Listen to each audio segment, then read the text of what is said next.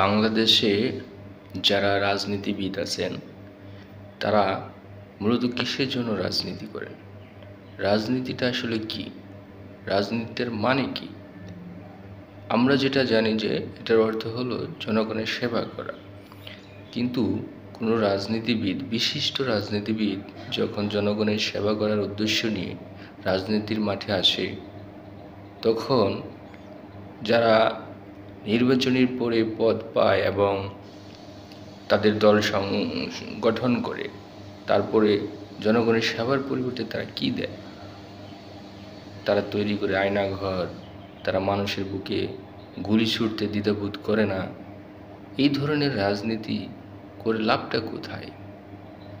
আমরা জানি সবাইকে পৃথিবী ছেড়ে একদিন চলে যেতে হবে। কেউই আমরা দীর্ঘস্থায়ীভাবে এই পৃথিবীতে বেঁচে থাকবো না।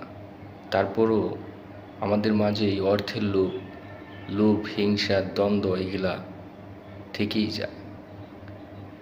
সবসময় মানুষকে মনে রাখতে হবে যে মৃত্যু তার সন্নিকটে।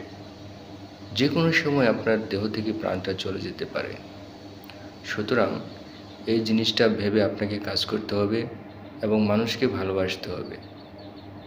একটা মানুষ কতটা জঘন্য হলে এই আয়নাঘরের মতো একটি জাহান্নাম তৈরি করতে পারে? মানে মানুষের মনুষ্যত্ব বলতে তখন তার ভিতরে কি থাকে? যে মানুষ আরেকজন মানুষকে হত্যা করার জন্য, যন্ত্রণা দেওয়ার জন্য এই ধরনের জঘন্যতম কাজ করতে পারে, সেই মানুষকে রাজনীতির মাঠে রাখাটা কতটা যন্ত্রণার, দুঃখজনক। মানে ওই মানুষটাকে সাধারণ মানুষ যারা আছে বা অন্যান্য যারা আছে তারা কিভাবে নেবে তাকে? সো আসুন আমরা এই ধরনের হিংসা রাজনীতি পরিহার করি। এই দেশটা সবাই আমরা এখানে একসাথে কাজ করব। এই দেশে যারা নাগরিক আছে, সেটা হিন্দু, মুসলিম, বৌদ্ধ, খ্রিস্টান, যে যাই হোক, সবারই একটা অধিকার আছে। সবাই আমরা একাত্মভাবে একটি পরিবারের মতো করে কাজ করে এগিয়ে যাব। এখানে কোনো হিংসা বিদ্বেষ থাকবে না, ভেদাভেদ থাকবে না। তাহলে আমরা সুখী বাংলাদেশ দেখতে পাব। রাজনীতি মাঠে থাকবেই, কিন্তু যারা এখানে কাজ করতে আসবেন বা করবেন তারা কখনোই এই আয়নাঘরের মতো রাজনীতি করবেন না। এটা আপনাদের কাছে অনুরোধ। মানুষ মানুষের জন্য, কিন্তু মানুষকে মারার জন্য নয়। এই জিনিসটা আপনাদেরকে মাথায় রাখতে হবে। যারা আয়নাঘরে ছিল বা যাদেরকে বন্দি করে রাখা হয়েছিল, তারা কতটা যন্ত্রণাদায়ক অবস্থায় দিন পার করছে। এমনও অনেক আছে যারা 9-10 বছর ওই ভিতরে ছিল, তাদের ফ্যামিলি অনেকেরই নষ্ট হয়ে গেছে। অনেকের সন্তান ছোট রেখে ওখানে গেছে, তাদের সন্তানগুলি বড় হয়ে গেছে।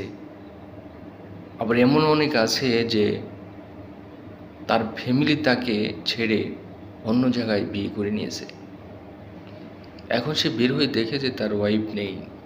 তো আয়নাঘরের চেয়েও দ্বিগুণ যন্ত্রণা এখন বাইরে তাকে সহ্য করতে হবে। আল্লাহ মাফ করুক।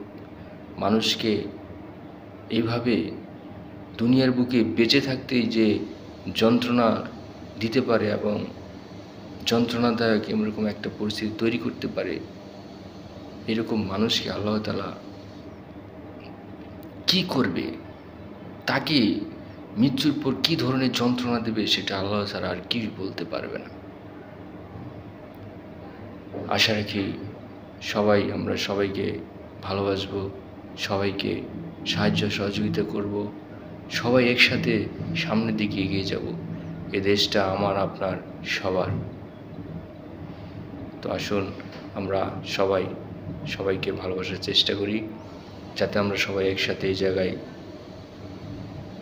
বেঁচে থাকতে পারি। আমাদের নতুন প্রজন্ম যারা আসবে তারা যেন সুন্দর সুগঠিত একটি বাংলাদেশ পায়, এই আশায় ব্যক্ত করি। আসসালামু আলাইকুম।